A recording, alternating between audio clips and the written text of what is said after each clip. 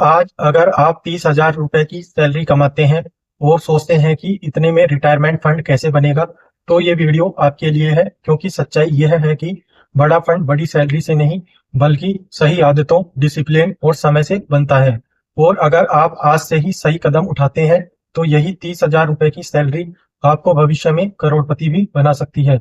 सबसे पहले बात करते हैं बचत की। दुनिया के सबसे सफल निवेशकों में से एक वॉरेन बफेट कहते हैं कि खर्च करने के बाद जो बचे उसे सेव मत करो, बल्कि पहले सेव करो और फिर जो बचे उसे खर्च करो। इसलिए अगर आपकी सैलरी 30,000 रुपए है, तो आपको कम से कम 20% यानी करीब 6,000 रुपए हर महीने अलग निकालने का लक्ष्य रखना चाहिए। शुरुआत में यह थोड़ा मुश्किल लगेगा, लेकिन जैसे जैसे आप अपने खर्चों को समझेंगे, आपको खुद दिखने लगेगा कि पैसा कहाँ बेवजह जा रहा है। अब बात करते हैं खर्च कम करने की। मान लीजिए आपकी सैलरी 30,000 रुपए है, जिसमें 10 से 12,000 किराया और जरूरी खर्च में, 6 से 8,000 खाने पीने और ट्रेवल में, और 4 से 5,000 छोटे मोटे खर्चों में चले जाते हैं। लेकिन अगर आप ऑनलाइन शॉपिंग, फूड डिलीवरी और बेकार सब्सक्रिप्शन पर 2 से 3,000 रुपए की कटौती कर दें, तो यही पैसा आपका निवेश बन सकता है। याद रखिए, छोटी बचत ही बड़े फंड की शुरुआत होती है। अब सबसे जरूरी सवाल, निवेश कहाँ करें? इसका सबसे आसान जवाब है SIP यानी सिस्टमेटिक इन्वेस्टमेंट प्लान।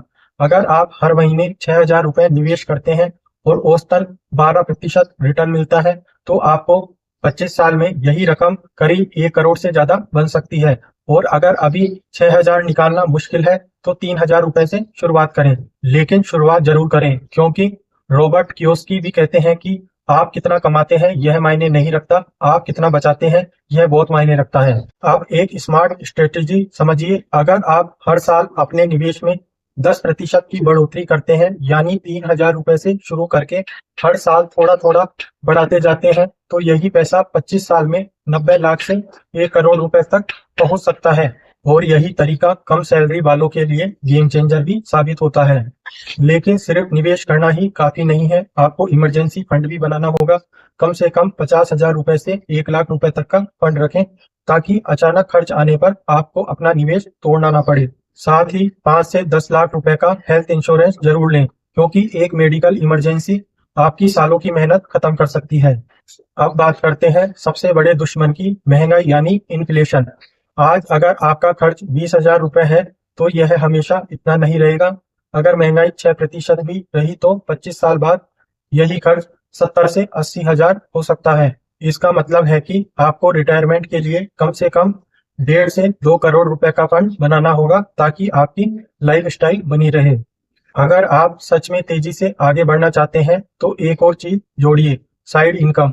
अगर आप अपनी सैलरी के साथ 2 से 5,000 रुपए की अतिरिक्त कमाई शुरू कर देते हैं, जैसे फ्रीलांसिंग, पार्ट टाइम या कोई ऑनलाइन स्किल, और उस पूरे पैसे को निवेश में डालते हैं, तो आपका फंड बहुत तेजी से बढ़ेगा। लेकिन ध्यान रहे, इस एक्स्ट्रा इनकम को खर्च करने की गलती बिल्कुल ना करें। आप कुछ गोल्डन रूल्स ध्यान में रखिए। सैलरी आते ही 15 से 20% पैसा अलग कर दें। निवेश को ऑटोमेटिक कर दें, ताकि बहाने खत्म हो जाएं। पैसे को अलग अकाउंट में रखें, ताकि खर्च का लागत कम हो। कभी भी बीच में SIP बंद न करें, और अगर कुछ खरीदने का मन करे, तो 24 घंटे रुककर सोचें, क्योंकि यही छोटी आदतें आपको बड़ा फंड बनाने में मदद करती है। तो अगर आप आज 30,000 रुपए कमा रहे हैं, तो चिंता मत कीजिए। सही प्लानिंग, सही आदत और थोड़ा धैर्य आपको भी करोड़पति बना सकता है।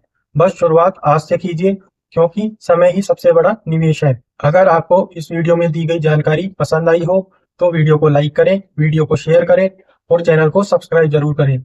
मिलते हैं अगले वीडियो में। Thank you.